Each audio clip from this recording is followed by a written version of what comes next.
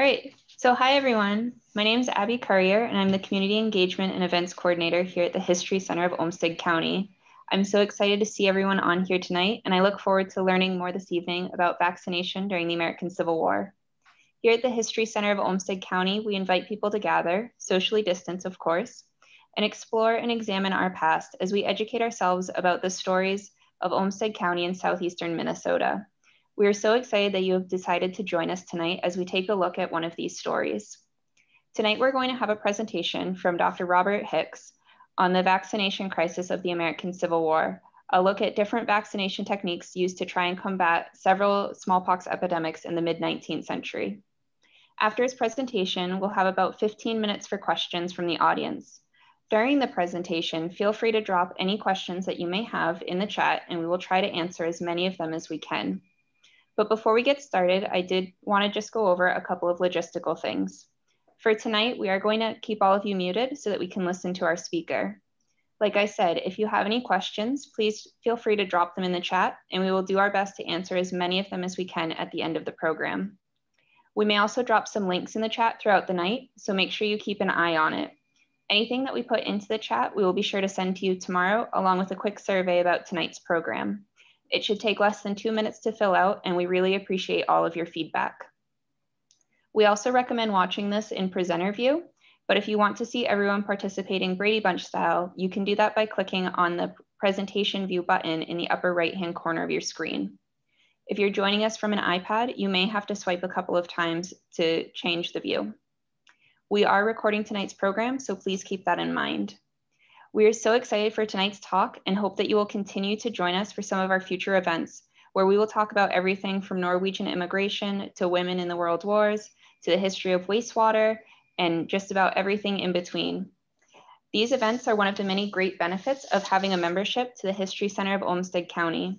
We certainly hope that you will continue to join us for these talks, and we also hope that you will consider getting a membership to experience even more benefits.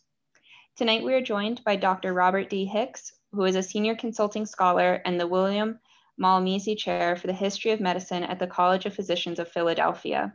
He is a former director of the Mütter Museum and has worked on a number of ambitious projects there, including their recent exhibit, Spit Spreads Death, the Influenza Pandemic of 1918 to 1919 in Philadelphia.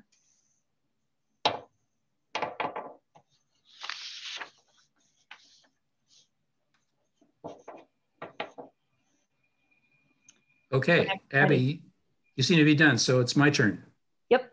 Okay, and you can see the PowerPoint. I want to make sure. Okay, thank you very much for the introduction. Thank you for inviting me, and it's a very big pleasure for me to share this presentation with you tonight, and I hope you find it interesting. It's very easy to get saturated these days with information on infectious disease, but here's an interesting historical angle that does have relevance to COVID that I hope you will find interesting. On the screen, you see at far right, not a Civil War image, but it's important to show you what smallpox looks like as a disease that's been eradicated from the planet. Those of us who are at least my age or older certainly remember going through smallpox vaccinations and also recognizing that there were smallpox outbreaks in the world until really relatively recently. In an advanced stage of the disease, this is what it does to you, particularly in your face and your neck, your chest, your upper arms. You can get covered in these pustules, and it is as unpleasant as it looks. Now, I am representing the Mütter Museum in Philadelphia.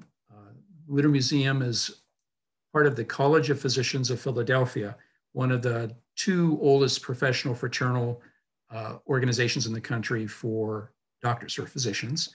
It also is a National Historic Landmark here as birthplace of American medicine. Very humbly bears that designation. And it's earned because the founding of the college took place the year the United States Constitution was drafted. And physicians who, in some cases, signed the Declaration of Independence, as Benjamin Rush did, and others who founded all the big institutions of medicine in Philadelphia got together and wanted to raise the standard of their profession, hence creating the College of Physicians. And those physicians were called fellows. This was not a teaching institution. or a regulatory one. It was a professional fraternal one. It still exists, obviously. It houses the Mütter Museum, which in fact opened in 1863, and is probably one of the best known medical museums in the world, and certainly in the United States, it's probably the preeminent one. Now for a plug for, first of all, a presentation I'll be making to you in May, but we have our major exhibition at the moment is this. This will be up for several years. The museum is open at the present time. If for some reason you actually travel in the near future and have an opportunity to see this, please do. And I'll be back to tell that story in May. But in 1865, the Civil War ended. And in the immediate aftermath of that, there were trials for war crimes. And probably the most important, at least the most famous of these trials was that of Captain Henry Wirtz, who was the commandant of the Andersonville prison camp in Georgia that housed Union soldiers such as this unlucky man at left who actually survived the experience. When I say war crimes, he was charged with offenses connected with the maltreatment, starvation and inhuman treatment of Union prisoners. Now, I bring him up first because among the charges laid at this gentleman's boots was that of improper vaccination. In other words, using vaccination as a deliberate attempt to poison Union soldiers, something just a shade removed from medical experiments, because a Union soldier who would be inoculated against smallpox with some impure or poisonous vaccine would have the ability to infect other soldiers and cause perhaps an epidemic within the camp. So these charges were made. Now, the fact that vaccination played a role in the war crimes trial is significant, but we need to go back a few years and see exactly what happened and the background of smallpox to the Civil War generally and in the South specifically. Most people know the bloodiest day in American history took place at the Battle of Antietam in Maryland fairly early in the war, 1 year in 1862. Now, coincident with this event was perhaps the earliest smallpox outbreak in the South. And smallpox continued to be a problem in the subsequent years and grew to be a larger problem. And in fact, by the time we get to 1863, 1864, the Confederate capital is affected with not only one smallpox outbreak, but it's a second one. And as one observer recorded in Richmond, people were really panic-stricken by this. The Confederate Army required a man named James Bolton, a Surgeon James Bolton, to address this problem. He quickly arranged to vaccinate 1,300 Confederate government employees in Richmond. And he was rather proud of the fact that of all those vaccinations, only one of them did not take. That is significant. But the Confederacy also had a big problem with vaccine supply. You may recall that the major southern ports were blockaded. It would be impossible for the South to, say, purchase supplies of vaccine on the open market. And I need to point out that smallpox at this time is the only disease for which a vaccine exists. Now, the way that Dr. Bolton went about creating vaccine, I will bring up this for further discussion later, but to say at the moment, he had to find a way to cultivate it among people who already showed evidence of smallpox or a related disease called vaccine disease or vaccinia. Vaccinia, I describe as smallpox light. Symptoms are very similar, but a person with vaccinia might go through the same symptoms, but milder, and complete the disease without dying, and therefore achieve immunity to the worst disease. In order to get that vaccinia, what Bolton did was go to children. Children healthy were believed to be unafflicted with the kinds of diseases that adults, particularly adult men, might carry. Therefore, in their pristine little bodies, if one of them has vaccinia or is deliberately given vaccinia, they will go through a cycle of symptoms and at one point display those raised pustules that you saw in the earlier image.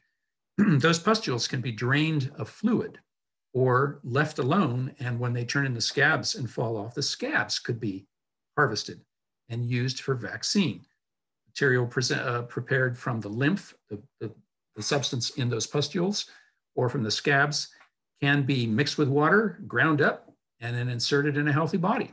And presumably the person who's a healthy person to be vaccinated will go through a mild course of the disease, the vaccine disease or vaccinia, and emerge immune to smallpox. That's the idea. So that was one method that Bolton is using here to create more vaccine. He's deliberately infecting children, monitoring the progress of the vaccine disease, and then harvesting the bad stuff. So by 1863, we have a problem. By 1864, we've got smallpox outbreaks in every corner of the Confederacy. It's all along the Mississippi River Valley. And Jefferson Davis, of course, is the president of the Confederacy. But taken overall, you see the difficulty, 28.5% smallpox mortality. And that's sort of an average. It varied throughout the war, and it varied with the circumstances of a particular environment where the smallpox outbreak occurred. But on average, about 1 out of every 3 people is dying of this disease. This is a scourge, and this is a huge worry, particularly for the Confederacy, since the North is not experiencing smallpox to the same degree. For some reason, it's being confined to smallish areas where it appears, no big outbreaks of note. And in fact, the Southerners are taking that as evidence of some kind of insidious Northern plot to infect the South with smallpox by some means nobody can quite figure out.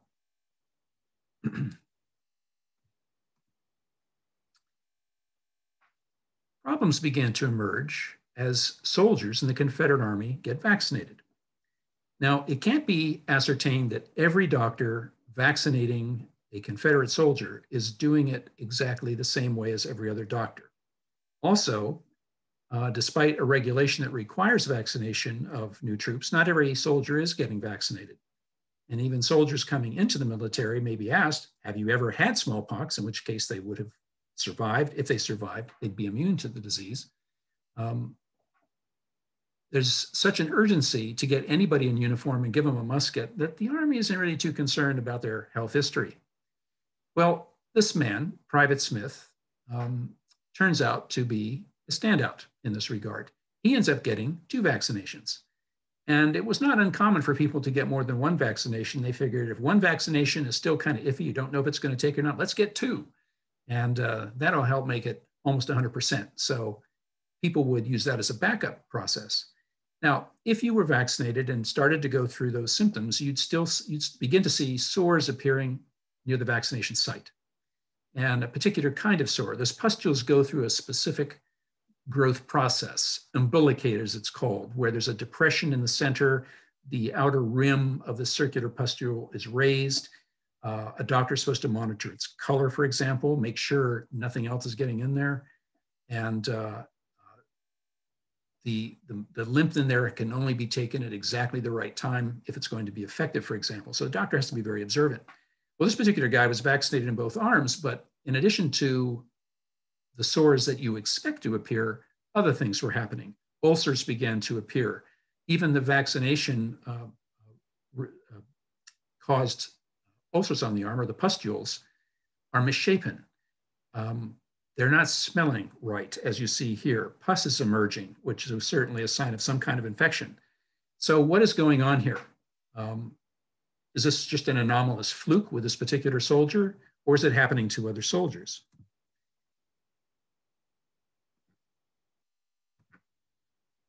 Well, it begins to happen in other places. In the Army of Northern Virginia, this is Robert E. Lee's army, 227 instances a doctor is describing of spurious vaccinia. Now, this term begins to get in circulation to describe any smallpox vaccination that does not turn out right, which means something else is being introduced or caused incident to that vaccination. And it turns out syphilis is a disease that is being transmitted through some of this vaccination process. So we're going to look at why that particular disease occurred. Now, we will get to this. Edward Jenner, English doctor who receives the credit for discovering the principle of vaccination at the end of the 18th century, his vaccination methods have been used pretty much unchanged since his time. So we're mid-19th century now. And the substance that Jenner observed was cowpox, a mild form of smallpox, as it turns out, and observed on cows transferring to milkmaids. And it's worth remembering here that when we're talking a disease like smallpox, as we are talking COVID today, there's an animal to human transmission involved at some point. And just as with some of the devastating flu pandemics the world has experienced, they begin probably with a bird. Well, cows can get a form of pox that looks like smallpox. People can get smallpox, also get this other disease called vaccinia. Vaccinia, I should point out, is a disease of a kind of an unknown origin. It is believed today to possibly be a hybrid of some of the early vaccination attempts from the end of the 18th century, maybe in conjunction with this cowpox, maybe something else. And so a hybrid evolved that's sort of a mild smallpox, which we call vaccinia. So here we have a number of instances of this misfire happening, 227 in a single regiment. Now, at full strength, a regiment is 1,000 people. They rarely achieve that. So even if you had 500 people, that's half the people in the regiment that may be disabled from a vaccine mishap. The Surgeon General of the Confederacy is this man, Surgeon Moore. Very efficient man, very good at marshaling resources, not user-friendly, according to his colleagues, who they found him abrasive and pretty demanding. But he had certain ideals he wanted to achieve. One is he wanted to up the professionalism of physicians in the Confederate Army, mindful that these physicians are coming in with all kinds of different medical backgrounds, no uniformity necessarily in what these doctors know. He wanted to establish a baseline of professional behavior and also elevate it and really do science. He created this medical and surgical journal, which only lasted a year until the war ended. But he was disturbed by these reports of spurious vaccination happening in the Confederate Army. So he had a commission formed. He wanted it monitored. He also decreed that a hospital in Richmond, Chimborazo Hospital, which was the largest hospital north or south during the Civil War, he designated that as a receiving hospital for smallpox patients, which meant that if these smallpox cases or bad vaccination cases as well happened anywhere in the Confederate Army, those soldiers should be sent here. And of course, one advantage from a doctor's point of view is you could gather them together and observe them as a small population and see what's going on in their bodies. And remember, at this time, there is no medical procedure that allows imaging of the body. There are no clinical laboratories associated with hospitals to say analyze blood or other fluids of the body. So everything really comes down to what the physician can observe by looking, by talking to the patient, by feeling the patient's body, by observing what goes in, what comes out. And you have to make judgments from that. Well, this is a view of a reconstruction of a room at Chimborazo Hospital. It was fairly plain, but this was a huge operation. This is a city within a city. This is located in a part of Richmond called Church Hill. And if you leave the downtown center of Richmond and head due east, you go through a little valley and then come right up along the James River to this hill. There's a small museum right now at the site where you can learn some more about that, the history of Chimborazo Hospital during the war. But these problems keep happening. Here are two other Georgia regiments. Now, by this time, with Surgeon Moore paying attention to this, there's a commission formed to investigate what's going on with the spurious vaccination phenomenon. And a doctor is dispatched to look at a particular example where an outbreak of spurious vaccination cases seems to take place. And what's interesting here is the vaccinations are not being administered by doctors. It's the soldiers doing it themselves. They see what a doctor does. He pricks a pustule on an arm, takes some liquid out, and then punctures an arm of a healthy person and dabs it in. What could be easier? So soldiers can do it. And the soldiers, of course, get soldier ideas that are not exactly medical ideas, such as, well, if I take that guy's scab and ground it up and just rub it into a little scratch on my skin. Hey, maybe this will work for me. Maybe you start getting those symptoms of vaccine disease, but what happens if something else happens? But the soldier thought, hey, if I'm getting other sores on my arm, the more sores, the better. That must be the case. When in fact, it's not. So a surgeon was detached to take a look at this, and he discovered that over 100 soldiers had been vaccinated by vaccinating themselves. And the source of this was a soldier who had gone home on leave, found somebody in his community with either smallpox or vaccine disease, and took some substance from that person's sores, put it in his own body, and went through the symptoms of the disease, and while still experiencing the disease, returned to his regiment. So this was not good. And the soldier was, of course, described as somebody of very dissolute habits, which is another way of saying he sought out the nearest house of prostitution when he got home and may have actually picked up the disease there. But the Confederate authorities, in this case, unlike the previous ones I showed you, were practicing what we call today contact tracing. That's how they found out that the soldier was responsible for over 100 disease cases. And the diseases that are showing up that they don't want to accompany vaccination, syphilis. Now, here's our soldier of the dissolute habits who probably has syphilis, who's taking some substance from somebody else's body, putting it in his own in order to get the mild forms of vaccine disease. And then he takes some of that substance and gives it to another soldier. Well, anything else in that soldier's body is being conveyed with that. And if this soldier had syphilis, the person getting the lymph from this man's body in order to self-vaccinate is also putting syphilis in their own bodies. So other diseases are showing up as well. Gangrene, erysipelas, a name not real common today, but this is a bacterial skin disease that is pretty frightful to look at and disabling. So now we have some official know-how in the Confederate Army about what might be going on here. By 1863, Robert E. Lee's army has a major victory at the Battle of Chancellorsville. This is an image showing Stonewall Jackson accidentally being shot by his troops. Now, at this point, General Lee had to sideline 5,000 of his troops from participating in the battle because all of them had weird after effects from improper vaccines, either from doing it themselves or they were getting this from a source, maybe even through doctors as well, that turned out to be impure. But many of these soldiers had simply been inoculating themselves. Now, I'm using the word inoculation, I'm using the word vaccination. Vaccination technically has a very specific meaning.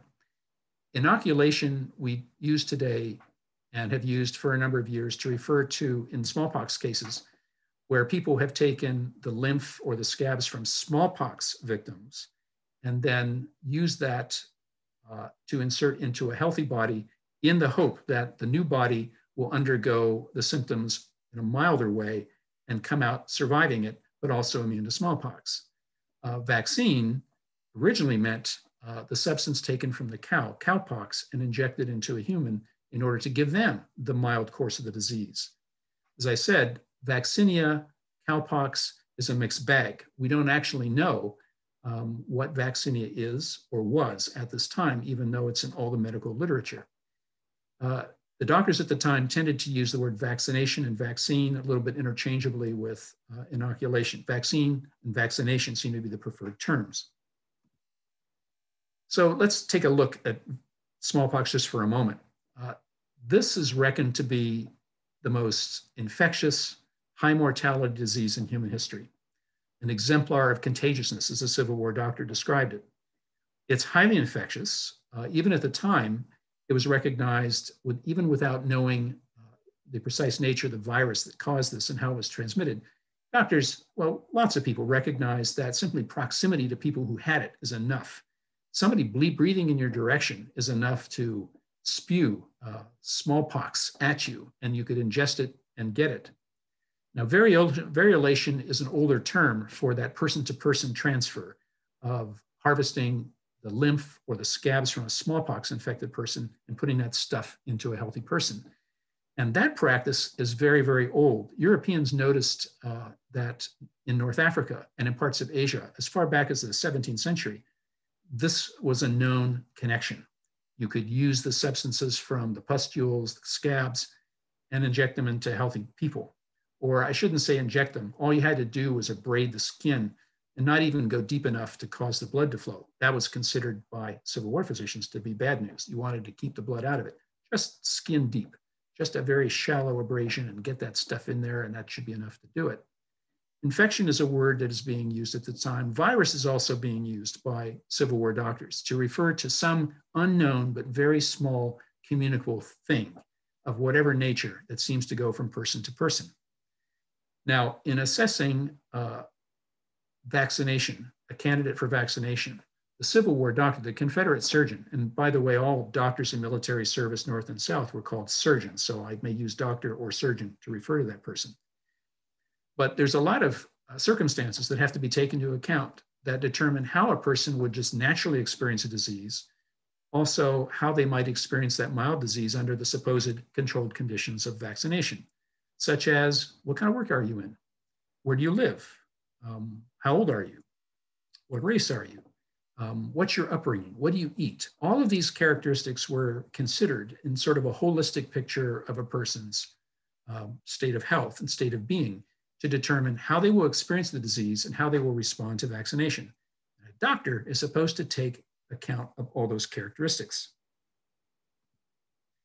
Now, I mentioned Edward Jenner. He's the country doctor in Berkshire, in the western part of England, about 25 miles north of Bristol, where he had a country home and was a country physician. And he had observed that milkmaids milking cows who had these pustules, these familiar pustules on the udders, would themselves develop the same ulcers or pustules on their own hands. And because of the similarity with smallpox, Jenner reasoned that this must be something closely related to smallpox because the symptoms seem to be so similar. And he reasoned that, wait a minute, these cowpox sores on the milkmaids give them very mild disease. Everybody survives it. What if we deliberately infected somebody with the same cowpox to see if they could be immune from the big disease that we all fear, smallpox? Well, that turned out to be exactly the case. But even he said, in observing the sequence of the disease, cows go through a sequence that takes a few weeks, just as humans do. And if it's transmitting from cow to human, well, maybe other animals are also getting pox-like diseases, which actually turns out to be the case. There's a horsepox, for example. But doctors needed to observe. They needed to observe the entire pattern. They needed to know when to predict this person's going to be particularly ill and needing confinement and when they're on the mend, when they're still infectious, for example. So the frequency of the appearance of these pustules, how long they are there, the intensity, that is, do they look rose-colored? Are they pearl-colored? Are they surrounded by kind of an aureola of a reddish tint, or are they not? All of these characteristics have to be observed very closely. Something, of course, soldiers aren't doing if they're doing just the soldier-to-soldier exchange. Now, this image here shows a 19th century plate, and it says in parentheses, smallpox or variola, and I had that term variolation. Older term for smallpox was variola, variola major or variola minor. Variola minor was another term for cowpox or vaccine disease. And this is what the doctor had to observe very closely. In the parlance of the medical texts of the time, smallpox was an eruptive skin disease. And in the early stages, people were just going to feel kind of sick. They're not eating. They feel chills. They want to just get in bed and stay there. Well, that could be almost anything. But then red pimples appear. Now, that could be measles, but it could also be smallpox. And the only way to know for sure is to wait until those umbilicated pustules appear that I described. The pock, this is the pock in smallpox, P-O-C-K. The elevated edge of the depressed center, that was the absolute trademark of the smallpox pustule. The mild depression in the middle, and then the surrounding elevated circumference. I've used the term lymph for those pustules. Vesicles was also a term for the raised pustules. But the doctor was looking for approximately day 8 in the progress of the disease when the pustule was of its greatest perfection. And that would be the moment to take the lymph from the pustules. But if you missed that moment, you could wait for the scab to appear at the end and salvage that scab and then use it. The doctors would place the severity of the disease into 2 categories, distinct or confluent. Where you saw those pustules, or where you see it in this image raised on this person's body, if they began to meld and combine and then turn into very large extended sores, that's the confluent kind. And when that happens, you're dead. What are the tools? On the far left, you see a tool called a fleam. It's like a pocket knife. It has multiple blades in it, and it's actually designed to cut deep and open veins for bloodletting purposes. The smaller instrument is a small tortoiseshell case enclosing a single blade, a lancet that could be used for a variety of medical purposes. Now, in the black and white photo on the right is an actual vaccination kit from the Civil War era. It included 2 lancets. You see one on the right with the tortoiseshell open to the single blade. There's one on the left that looks like a flying goose. It has a slightly different blade neck. That's a tool that was shaped specifically for smallpox use. So you could identify it for smallpox use. The container is a little leather case. It's only a few inches long. In the recess, the rectangular recess where you can see a label from the manufacturer, were 2 glass plates. And you see them above, just placed on the table, one on top of the other. And just to the right of that recess, there's another recess, and at right angles to it is a tiny tin box, and you've seen a large picture of it below. This tiny box has a sliding lid, and if you open it up, you can see there are actual remnants of smallpox scabs. That's for containing the scabs.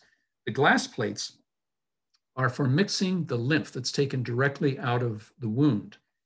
And in order to make more vaccine, as it were, you would put water on one of those glass plates, put a dab of the stuff you got out of the pustule, the lymph, put the other plate on top and sort of mash it together, and then remove it and then scoop up little bits of it and prick healthy people.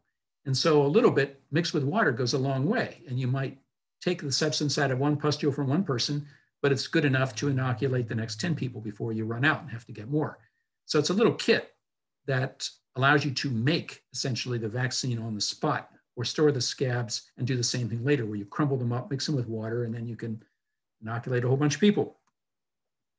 Now, these surgeons, the unidentified one and the named one, I'm only showing you a few surgeons in here just to give you some mental picture of what Confederate surgeons look like in uniform.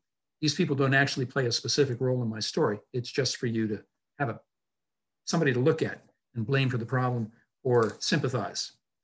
So for doctors, vaccination has become a bit of a cultural ritual. It's enough in the public mind that this is a process that exists and is desirable to get, that you'd go to a surgeon or have the surgeon come to you, the doctor come to you in civilian life, and be vaccinated. It would be a thing that you would desire to have happen because it is a known precaution against smallpox, which is a disease that you worry about if you are just a standard American citizen.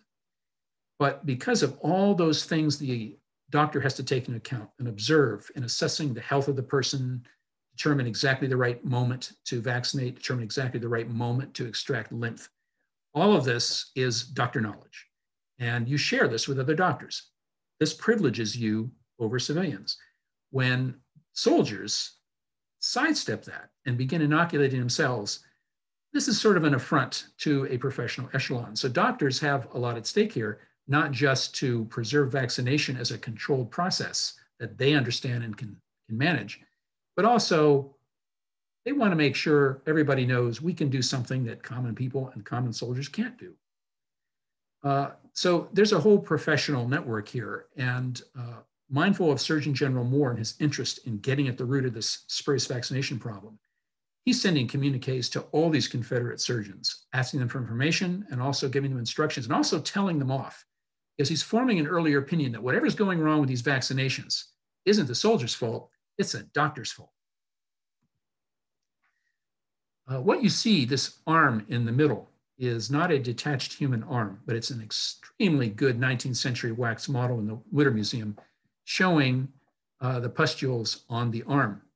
Wax models in museums are fascinating, particularly medical ones, because they actually behave like skin. When humidity conditions change, for example, in a display case, the arm will actually start to sweat. It's a thing the wax does. Dermatologists say that wax models give them a better image of these early, now extinct disease, as smallpox is, than anything they can see on a computer screen. So doctors are creating knowledge in the Confederacy about what's going on here. They're starting to isolate a problem. They're doing contact tracing. They are matching these spurious cases to effectively create a database of these problems. They're communicating with one another throughout the context, the network of the entire Confederate Army. And the Confederate Army, at the highest level, the Surgeon General's issuing circulars to doctors to give them guidance and knowledge to further the work that they must do. Now, one handicap in getting vaccine, and this is maybe true in the North, although the North has the access to the supply, is both armies used medical purveyors. They had assigned a doctor to essentially be your factor to go out and buy on the open market medicines that you need for the Army.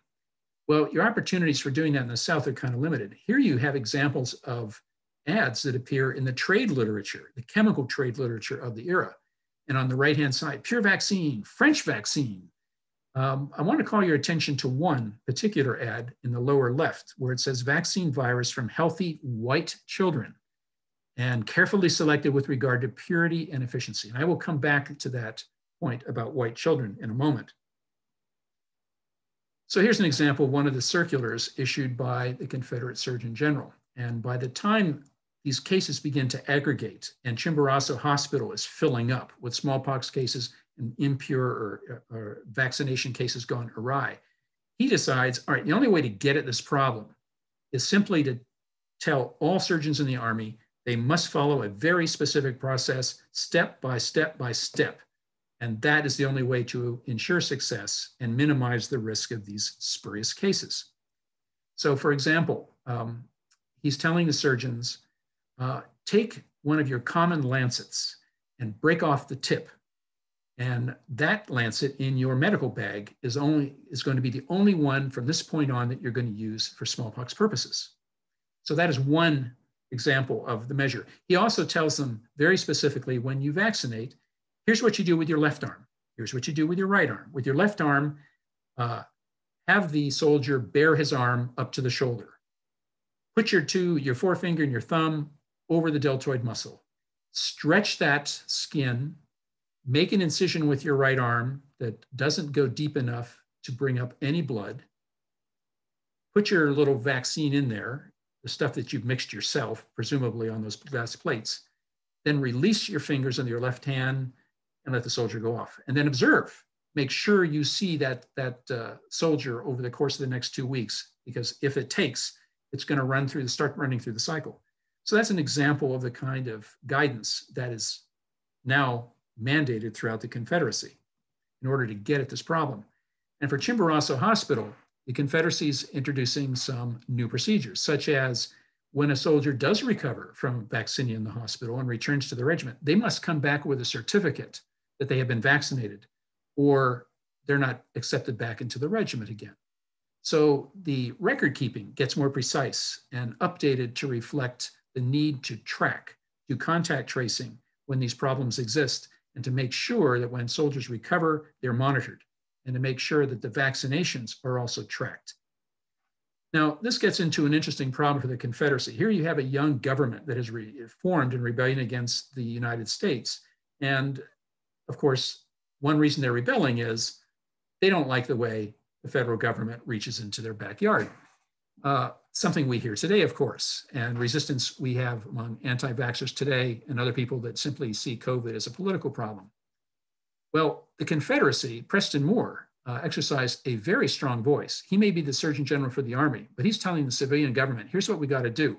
If we have any smallpox outbreaks in any southern cities, we have to vaccinate all the soldiers in that vicinity and all the civilians. Civilians will not have a choice. They will be lined up and vaccinated. That's the only way we can make sure this problem doesn't spread, and we have epidemics all over the place.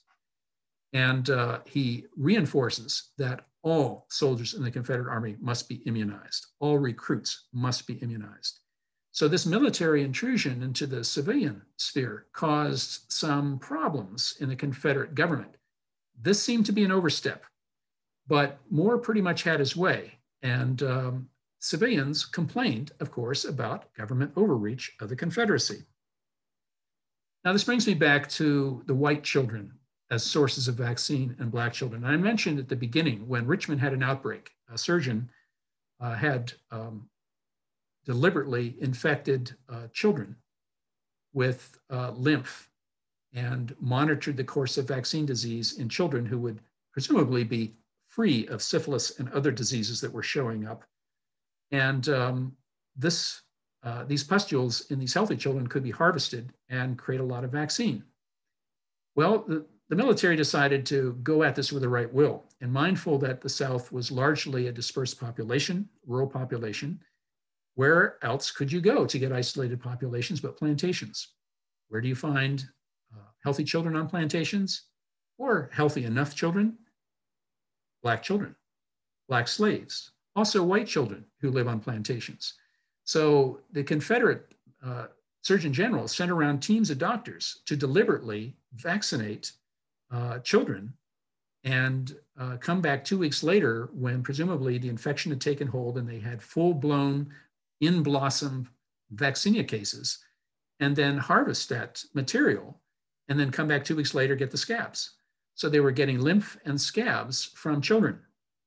Now, there's no record anywhere of whether or not parental consent was either sought for or even required. I don't think they paid any attention to that whatsoever. They simply did it. I've often wondered when I learned that this was going on, how many Confederate soldiers out there were probably vaccinated with lymph taken from Black bodies. And of course, they didn't even know it. And yet Black body lymph was keeping them from getting smallpox. I think it's an interesting thing to think about. And the soldiers, of course, had no idea.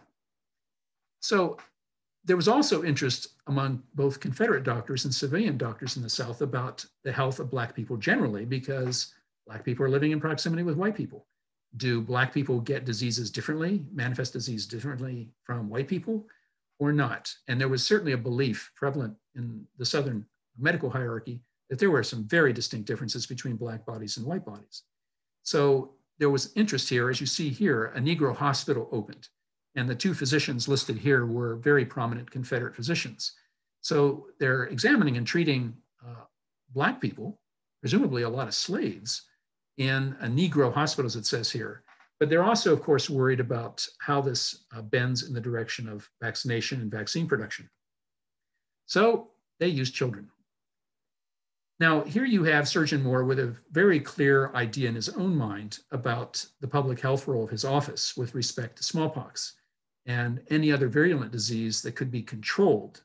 Now, yellow fever, of course, is a disease that was endemic to the South at this time. And even Southern newspapers like to boast that summertime's coming up, folks, and let's hope those Yankee soldiers come down here because we're going to give them all smallpox, smallpox, yellow fever, because that's something that's unique to us, and it's endemic in our city, so we grew up with it. It's not a big deal to us, but it's going to kill off those Yankees.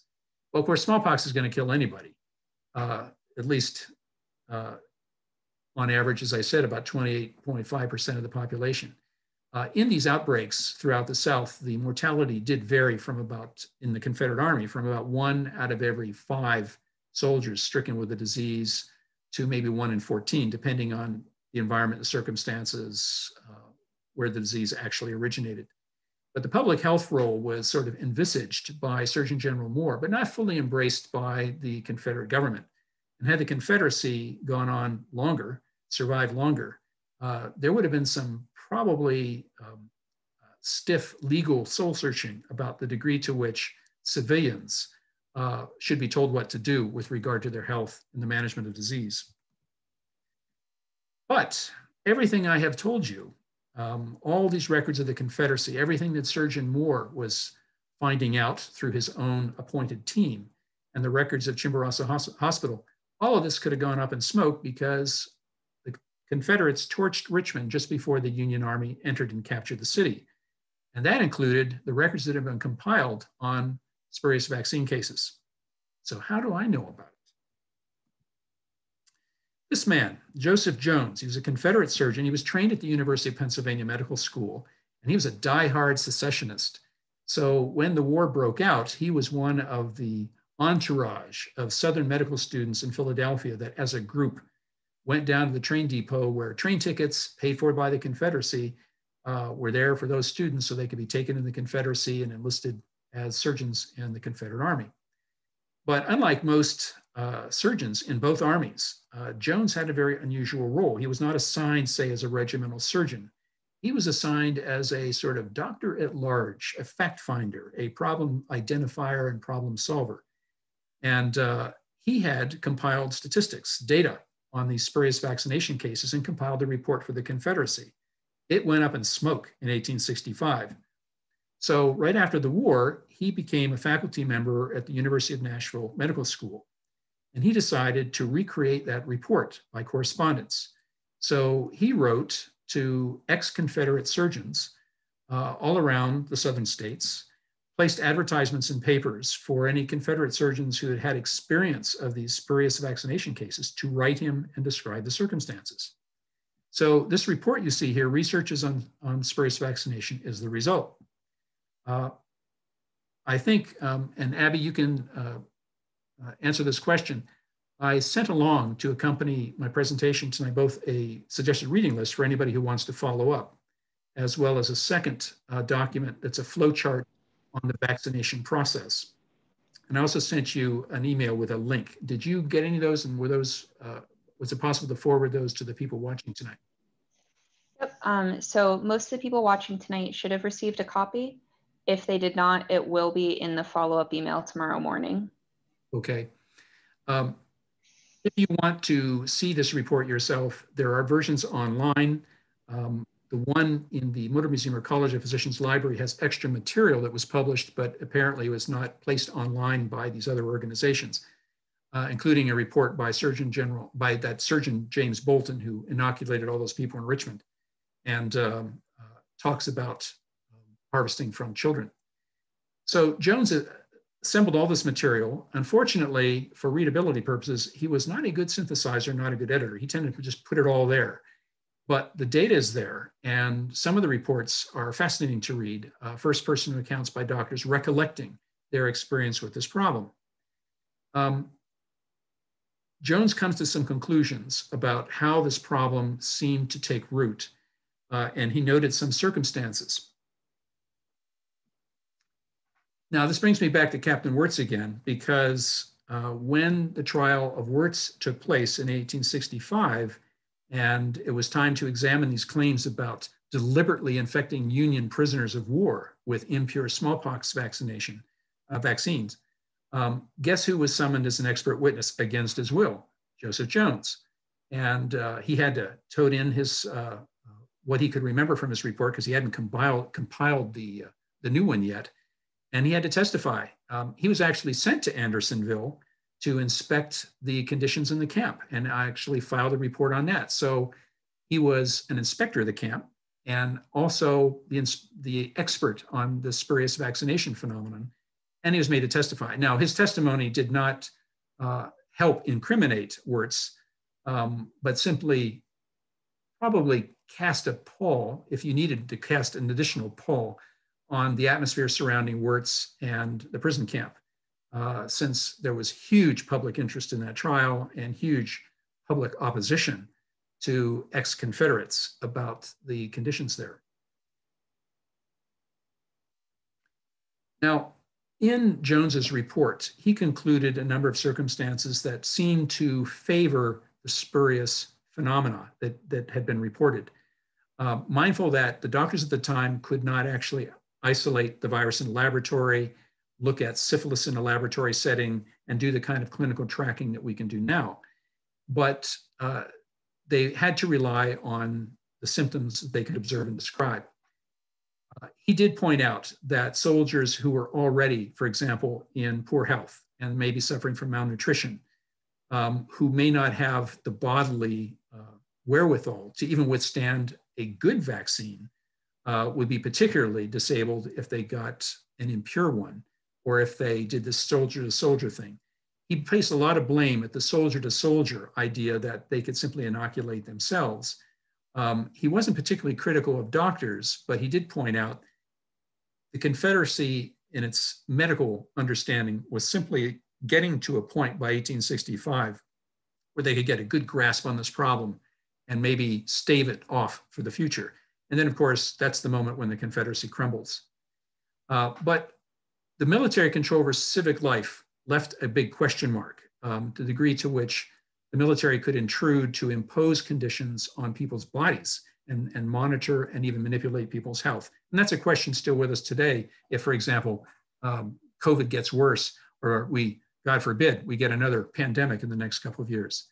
But doctors are producing knowledge. And even in that short year that the Confederates ran that medical bulletin, doctors were contributing interesting reports from the field, not necessarily connected with smallpox. For example, one Confederate surgeon figured out a way to chemically do a simple urinalysis test to screen for a certain disease. He reported that in the pages of that Confederate medical journal. So processes that we would call scientific were there to some degree, and they were probably more so in the North. And at the end of the war, a medical and surgical history of the war was compiled in the North, which absorbed Joseph Jones's report and reviewed the overall picture, both North and South, about smallpox. So knowledge is being produced here, and knowledge that is going to be built upon for the next steps in the control of smallpox and the control of vaccine production. Now, some of the conclusions Jones reached also bore on the disorganization of the South immediately after the war. As areas of the South were liberated by Union troops, Black people were leaving plantations. They were on the road. Some were heading north, some were heading to other places in the South. And once the Emancipation Proclamation, of course, was proclaimed, Union soldiers in these areas would simply set the slaves at liberty. Southerners were very, very concerned about the migration of Black people. And in the early years of Reconstruction, white citizens would rush to doctors to be revaccinated when they would see Black families, larger groups of Black people migrating on the road because they were worried about contact with whites. The Black people might be carrying smallpox, and therefore they would bring the disease to our community that otherwise had not been seeing a lot of travel. It was largely rural. Also, of course, the North was being blamed for this emancipation idea. Why should we do this to ex-slaves? They'd be better off just staying on their plantations and still working with their masters where they were being taken care of.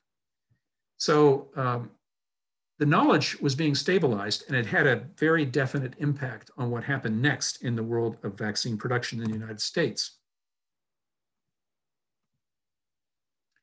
Now, Joseph Jones could see a moment when, if we vaccinate and vaccinate properly, and all doctors following a common protocol, eventually we could vaccinate everybody in the world. And he actually prognosticated a moment when that would come. He didn't know it was going to come in 125 years or so, in 1980, when smallpox was officially eradicated. And he made this concluding statement in his report that vaccination, despite its problems and the difficulties experienced in the Confederacy, is still the greatest physical boon ever bestowed by a mortal on the human race.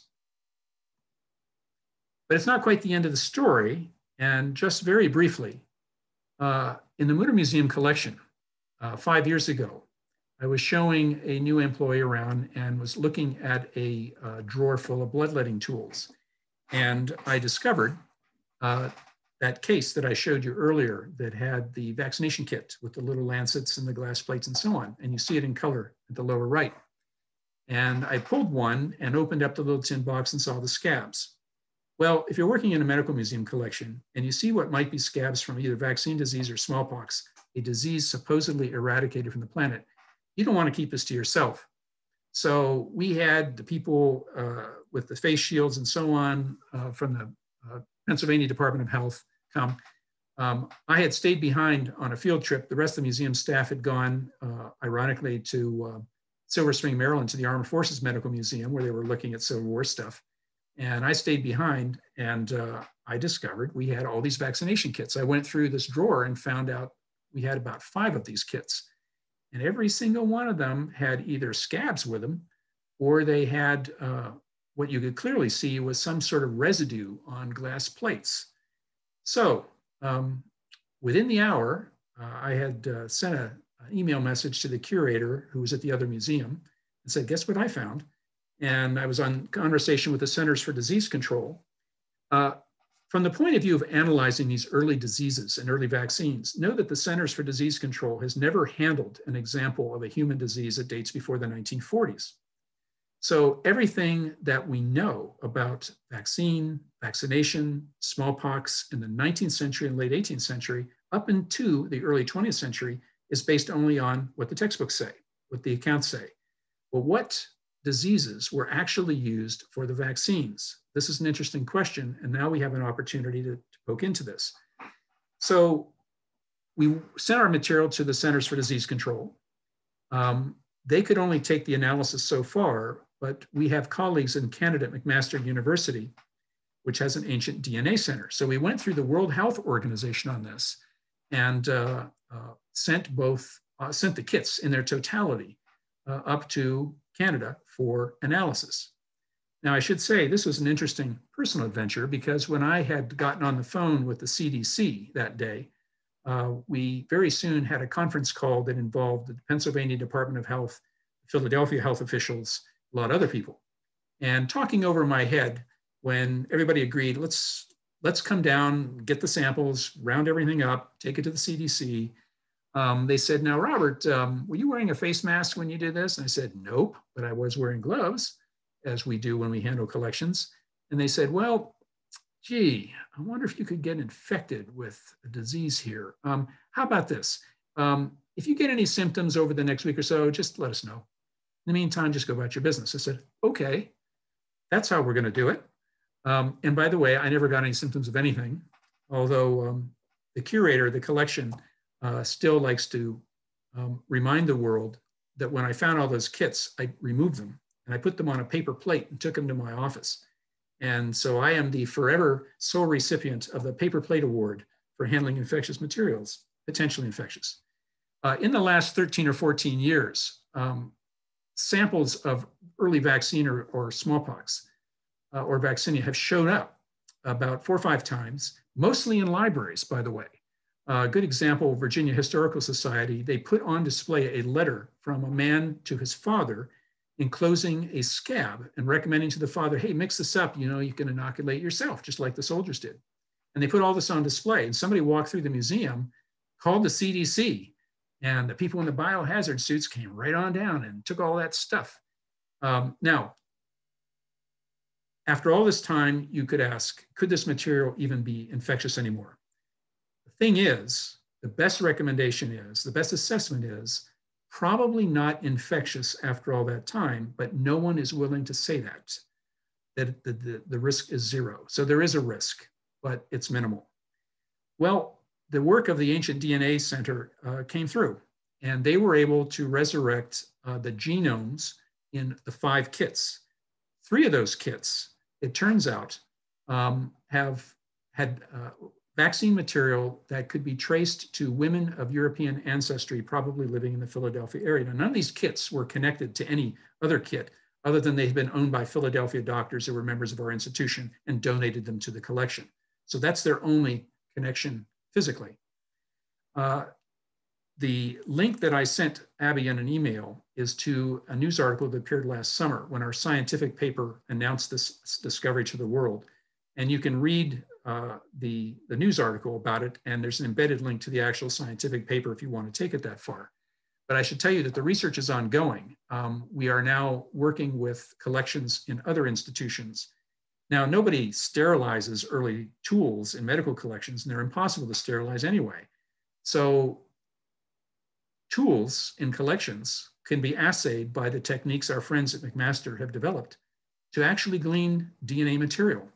This has transformed the meaning of the Mütter Museum collection now, because this and other discoveries that our McMaster friends have made with cholera in our collection have turned the collection of specimens, bones, stuff pickled in jars, to a biorepository of disease research. So this has meant some rethinking of the purpose and longevity and future promise of the collections.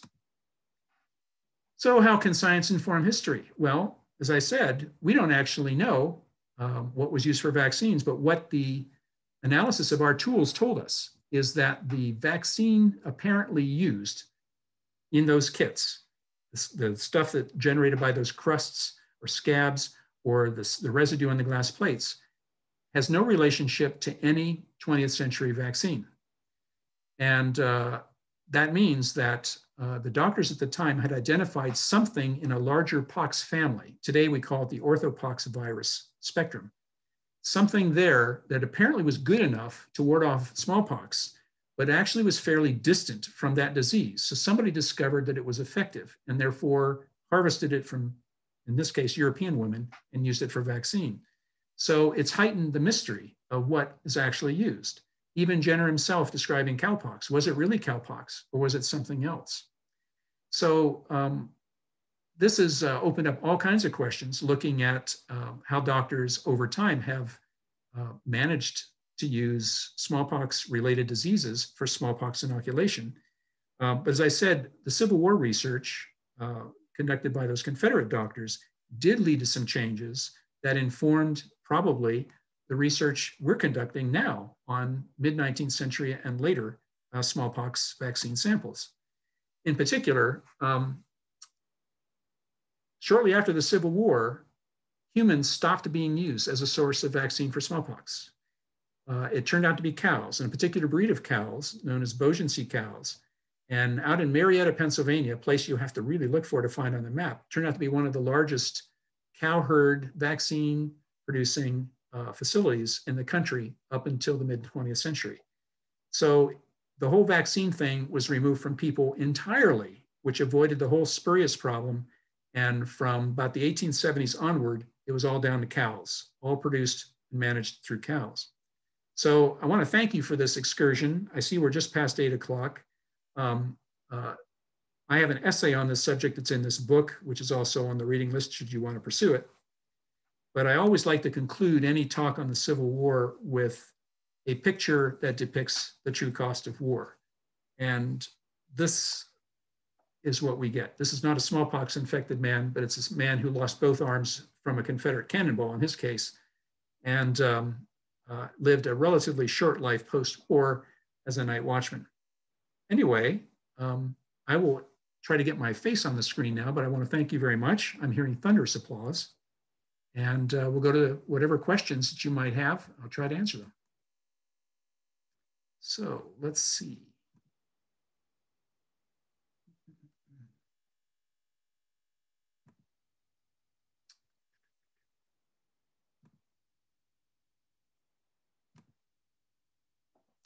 Let's see here. There we go.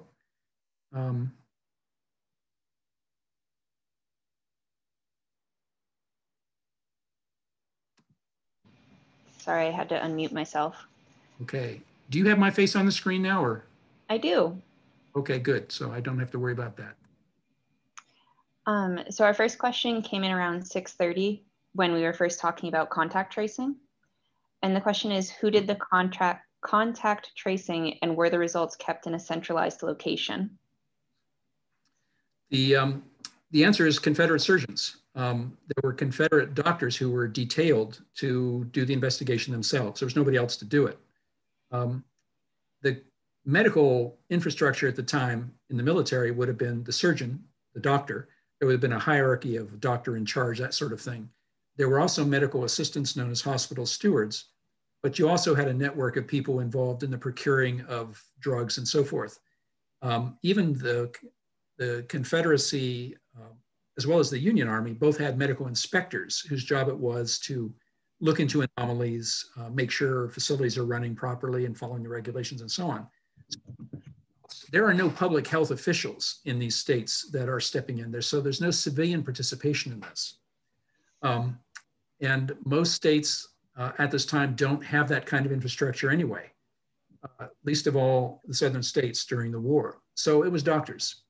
And as far as the information, it would have been communicated through correspondence with the Surgeon General's office and kept in those files. When sufficient number of these reports had come from all sectors of the Confederate Army, that's when Joseph Jones was detailed to make a study of this during the war and compile all this information. At the end of the war, I mentioned the North published in the 1870s, 1880s, this massive encyclopedia of everything learned in Civil War medicine, the medical and surgical history of the war, which included as much information on diseases, wounds, everything in the Confederacy as could be obtained. That volume attempted to give some more consistency and focus in the presentation of data and statistics on disease that were gathered during the war. You can see colored charts, graphs, kinds of things you'd see in a medical report today, but they were not being produced during the war itself, either North or South. So nobody was really collecting data as such. They were simply a number of anecdotal reports that when they reached a critical mass, it required somebody to go out and investigate it personally. And contact tracing did not happen in every instance where the spurious vaccination phenomenon manifested itself. Was bleeding no longer practiced in the time of the Civil War? Prophylactic bleeding was on its way out, and yet both armies, as part of their standard medical kit, still included the tools for doing it. A number of doctors continued to practice bleeding, but as simply a prophylactic measure or to help in its previous philosophical framework of humoral theory, balancing the body. The body is governed by these four humors that manage health and reflect health or unhealthy conditions. That philosophical framework is pretty much gone by the time of the Civil War. But physicians, like other professionals, are conservative, and they may not have espoused that ideology, but may still have decided, well, maybe a little bloodletting would be a good idea here. And you still see that in Confederate medical literature, as well as the literature of Union doctors and the diaries and letters. You still see that it's done. So the tools are there. Some doctors are doing it and some are not. But the medical schools teaching in the 1860s are not promoting bloodletting as a prophylactic measure. A question regarding like the white children that were being inoculated given smallpox. Do you have any sense of what their home life was? So was it mainly like orphans and poorer children, or just whatever child you could find first?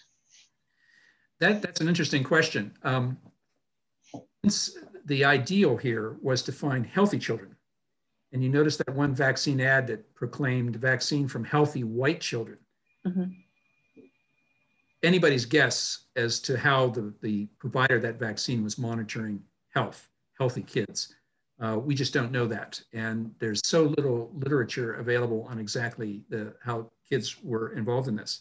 But we do know that, for example, some Southern physicians, in order to keep a supply of vaccine on hand at any given moment, kept kind of a stable of children so that they would always have someone vaccinated and close to that right stage of the fluorescence of those sores, that they could be harvested for the lymph or they could recover the scabs.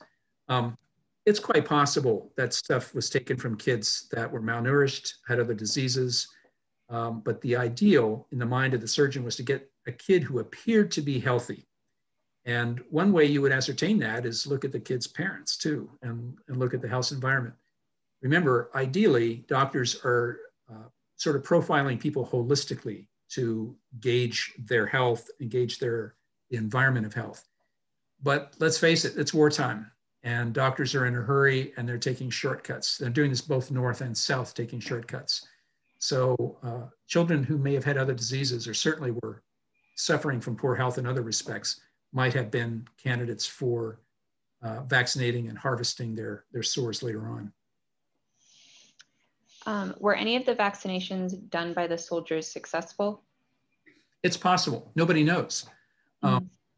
If a soldier vaccinated another soldier or used stuff from maybe his own body and gave it to somebody else or helped insert it in somebody else's body, it's possible that they might have gotten a clean dose and they might have survived.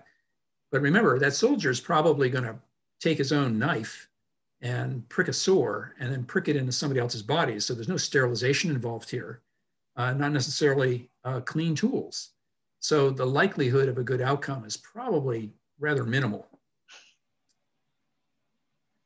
But we don't know the successful ones. We just know the unsuccessful ones. Yeah. So Chimborazo is a mountain in Ecuador. Do you happen to know the source of the name of the hospital in Virginia? Yes, it's the mountain in Ecuador. Oh, that's convenient. And I can't remember, I don't know if it's anecdotal or whether there's a record of why that was. But yeah, it was in fact named after the mountain in Ecuador, at Mount Chimborazo in Ecuador. All right. Do you think that other museums may have some of these kits that have the scabs in them without knowing it? Yes. We have broadened our search and communicated with other collections that may have vaccination tools from that era. Very certainly these other museums, they don't have any kind of extensive cleaning process for these tools. You sort of get them as you receive them. Mm-hmm. And of course, in the Mütter case, it turns out the doctors didn't bother to empty out the scabs. They just gave the whole thing. I'm not at liberty to disclose names of other museum collections, but we have worked with our friends at McMaster to assay materials in other European collections at this point to see what can be gleaned from medical tools. One of the difficulties is we haven't actually found a surviving identified sample of vaccine. You saw in those ads, they mentioned points, for example, little quills. Since you don't have to cut deep, all you have to do is abrade the skin. Little goose quills that had tips anointed with some of this lymph were sold, or points, little bone points that would do the same thing. None of those apparently survive in any collection that have been found yet, but some of them probably lurk out there. And if so, there's high interest in getting them tested to see what's actually on them. So for the time being, we just got the tools that were used. We don't have any examples of the original as sold sources of the vaccine.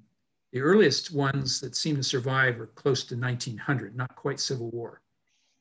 Okay.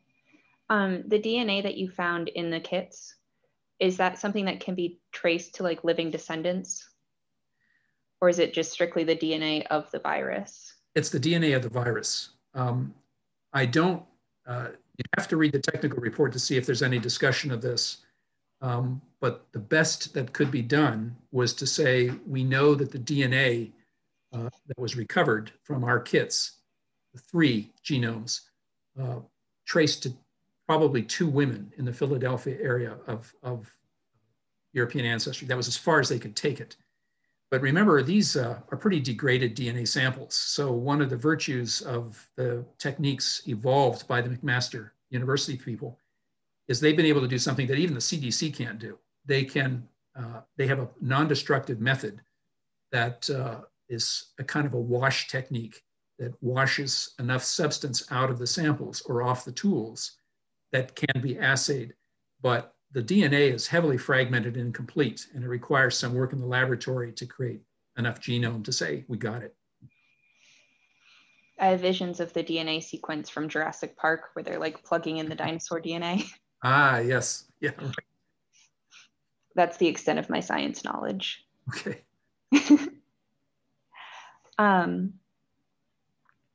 So what are some of the earliest examples that we have of vaccination? I know you mentioned that at the end of the 18th century, we start to see like the science behind it, but are there earlier examples or? Yes, in fact, even in the early American colonies from just around 1700 to about 1715. I think it's Cotton Mather who describes some of these techniques. It's already known. There's a woman by the name of Lady something Montague, who's the wife of a British ambassador to a Muslim court in Egypt.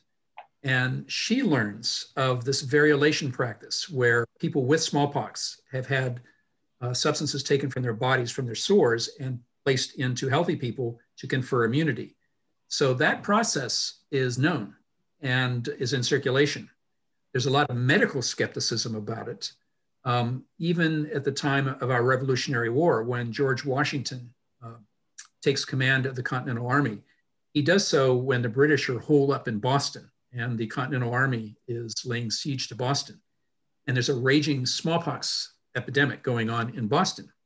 And the British make use of that to try to send people out to cross American lines to bring infection to the Americans.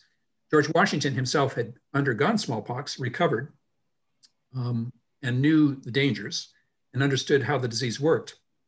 And he developed a very clever plan to avoid that kind of infection happening to his army, even to the point of soldiers who had had smallpox and could be reliably identified as smallpox. He knew that they were now immune. So those were the soldiers that he selected to send into Boston as the British were evacuating. Once the British were gone, he set up a vaccination camp for all his unvaccinated soldiers so they could all be vaccinated and go through the course of it over the next couple of weeks in safety. And then they'd be immune and could go back into combat. And he doesn't get enough credit for that, but it shows you that at that date, there was an awareness of this variolation or person-to-person inoculation technique. Massachusetts at the time had banned vaccination as a practice. So that had to be lifted. And Benjamin Franklin had a son die of smallpox even when this method was available to him. And he, for the rest of his life, lamented the death of that son that he felt he in part caused by not taking advantage of what George Washington had done and essentially inoculated his children. And after that, he himself got inoculated and has family inoculated. So the knowledge was out there, but it was Jenner's innovation that the cow with the cowpox would be the mild, safe way of doing this and exploiting the transmission from an animal to a human. I've probably gotten a little bit off the mark of that question, but there are accounts that tell us that that person-to-person technique might have been known in some areas of Asia and Northern Africa for centuries before the Europeans caught on to it. So I know we've talked a lot about the process of creating a smallpox vaccine, but were vaccines created in different ways depending on the disease? So like, were there other vaccinations or inoculations out there that were done in a different way? No, at the time of the Civil War, smallpox was it.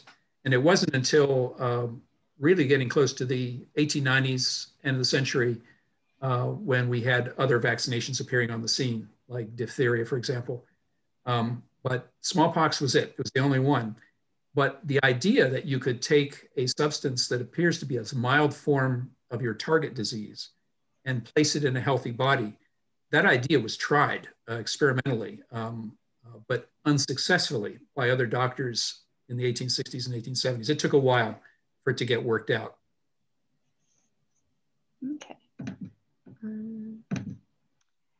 And then were vaccinations ever used as a possible cure after symptoms had already been observed? So if someone gets infected with smallpox, could they then be vaccinated?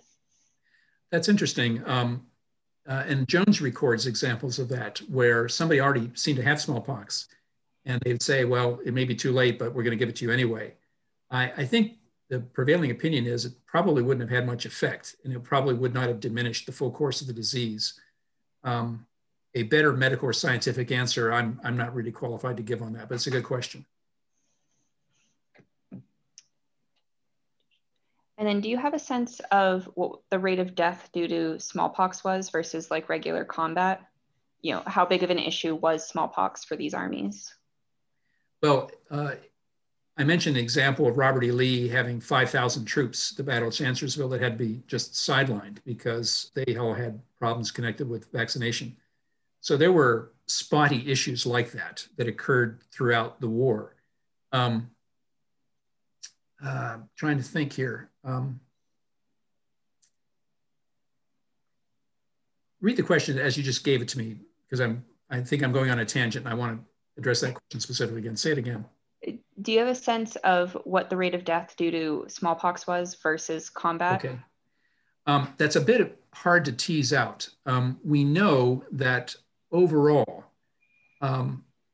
approximately 1 soldier was killed due to combat wounds for every 2 other soldiers who died due to disease.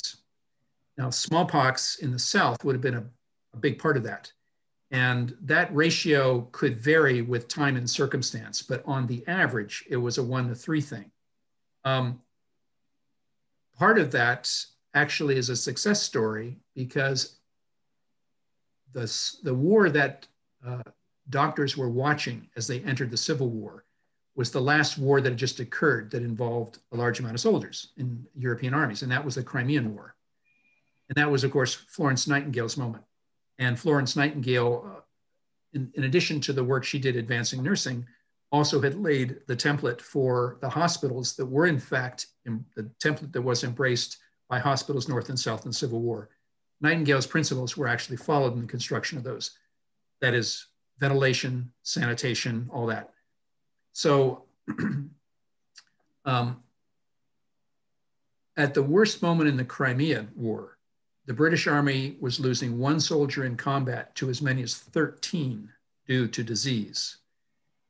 So as we went into the Civil War, doctors north and south were well aware of the Crimean experience and well aware of the importance of sanitation, cleanliness, and all that. And so they put those into effect, which brought that mortality down. Smallpox is part of that 2 deaths compared to the 1 in combat. I cannot put an estimate overall, north or south, on what percentage of that 2 deaths is smallpox, but that would have been one of the leading diseases. But it's also competing with bacterial diseases, which were big killers like dysentery. So you've got a number of bacterial diseases and particularly respiratory diseases. Here we are with COVID now, but imagine these soldiers, they're marching from one scene of action to another. They're marching on dirt roads. They're constantly enveloped in dust. And what else uses dirt roads? Livestock. So livestock feces, dried, ground up, become almost an aerosol. So these soldiers are breathing in unhealthy stuff all the time. So respiratory diseases were way up there. So probably the respiratory, the dysentery, some of the bacterial stuff probably outranks the smallpox. But as far as viral diseases, smallpox is up there. It's probably number 1. Okay. Were there any other treatments for smallpox, or was it just kind of like ride it out? In the flowchart that I provided you, I tried to make this process look intelligible or from a point of view of a Confederate physician in a flowchart fashion. So there are substances listed there that, chemical substances, for example, that might ameliorate some circumstances. Even mercury-based medicines would sometimes be used in a topical application to reduce the sores. They're also using all kinds of compresses, herbal treatments to ease the comfort of people with those sores. The sores that unfortunately happen to congregate on the face, even inside the mouth, around the eyelids, blindness could result, and the upper chest and the upper arms. People would really suffer with those pustules. And so a lot of topical treatments of various kinds were used just to ameliorate. You're not getting at the disease, obviously, but you're just trying to make the patient more comfortable. Mm-hmm. But I think that's going to wrap it up for tonight. So I do want to thank everyone so much, including our audience, for asking so many great questions, and also a big thank you to our presenter for sharing his time and expertise with us. We hope that you enjoyed tonight's program and that you will continue to join us in the future as we discuss everything from voting rights to wax models at the Mayo Clinic and so much more. Check out our website, olmstedhistory.com, to keep up to date on all of our events and programs. If you enjoyed tonight's program, consider making a donation to help us continue to offer this and other great programs, or consider becoming a member. A History Center of Olmsted County membership offers a wide variety of benefits, including access to free and reduced cost events. Thank you so much to everyone who joined us tonight, and we look forward to seeing you at our next event. Good night. Okay, thank you. Thank you very much.